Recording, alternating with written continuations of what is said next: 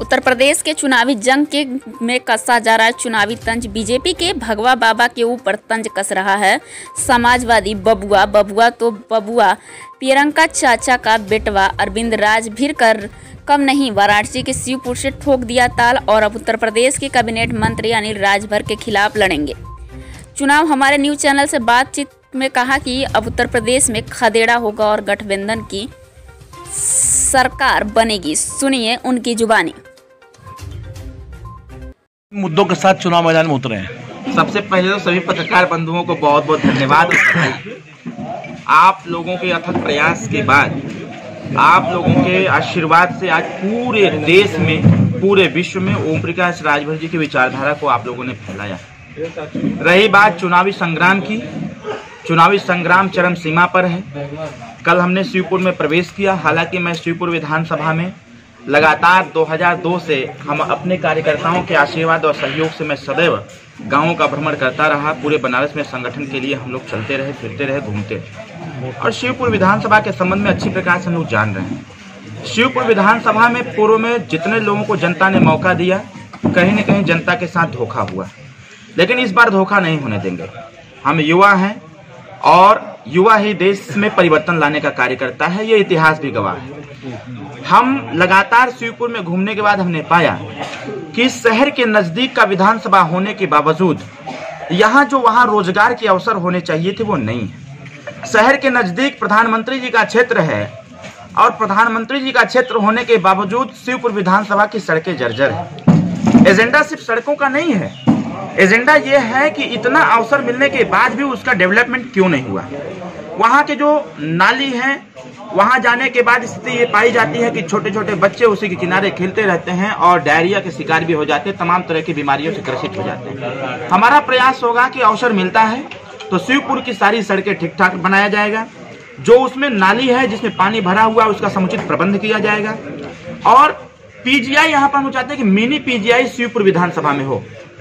सरकार बनती है तो सिर्फ शिवपुर विधानसभा के लिए नहीं होगा, पीजीआई हम लोग उस हिसाब से बनाने का कार्य करेंगे कि बनारस शहर के इर्द गिर्द में मिनी पीजीआई 2-3-4 जगह पर हो, जिससे कि बनारस की जनता को किसी प्रकार का कष्ट झेलना न पड़े। जबकि ये हो जाना चाहिए था, क्योंकि देश के प्रधानमंत्री का ये जनपद आता है, यहाँ हो जाना चाहिए था। ये 100 सैया बेड का इस्तेमाल हम लोग करना चाहते हैं कि हर ब्लॉक में एक 100 सैया बेड का यहाँ पर स्थापना हो, जिसमें कि वहाँ लोगों का इलाज हो सके। इसके साथ साथ यहाँ बुनकरों की सबसे बड़ी समस्या है, वो जो बुनकर समाज के लोग हैं, जो बुनकर वर्ग के लोग हैं, वो सबसे ज्यादा यहाँ जो विद्युत विभाग के लोग हैं उनको परेशान करके रख दिए हैं। तो हम लोग प्रयास करेंगे कि हमारे बुनकर भाई जो हैं उनको किसी भी परेशानी का सामना न करना पड़े, समुचित उनका प्रबंध किया जाए। अनिल राजभर का कहना है कि मोदी की आंधी में सब खत्म हो जाएंगे। कहाँ मोदी की आंधी चल रही है? मोदी जी की आंधी 2015 में ही खत्म हो गई थी, 16 में खत्म हो गई थी। अरे भाई, भाजपा की सरकार 2017 में तो ओम प्रकाश राजभर जी के आशीर्वाद से बना, और अगर उनकी आंधी होती तो भारतीय जनता पार्टी के लोग लखनऊ दिल्ली बैठते, गांव गांव में कहे टहल रहे हैं। और अमित शाह जो देश के गृह मंत्री हैं, अब उनको गली गली कॉलोनी कॉलोनी जा करके थूक ला के पर्चा बांट रहे हैं। अगर इतनी आंधी है, सही बात तो ये है कि लोग ये कहते हुए कह नहीं पा रहे हैं कि जनता की आंधी चल दी है उत्तर प्रदेश में खदेड़ा करने के लिए।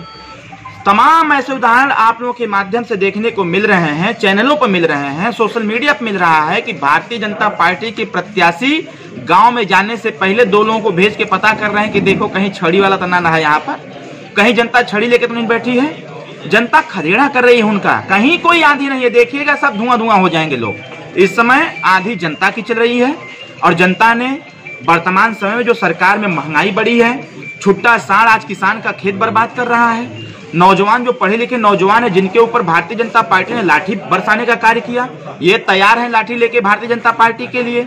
छुट्टा साड़ को लाठी लेके किसान दौड़ा रहा है, तो उसी प्रकार से नेता को भी दौड़ाने के लिए, भाजपा के नेता को दौड़ाने के लिए तैयार है।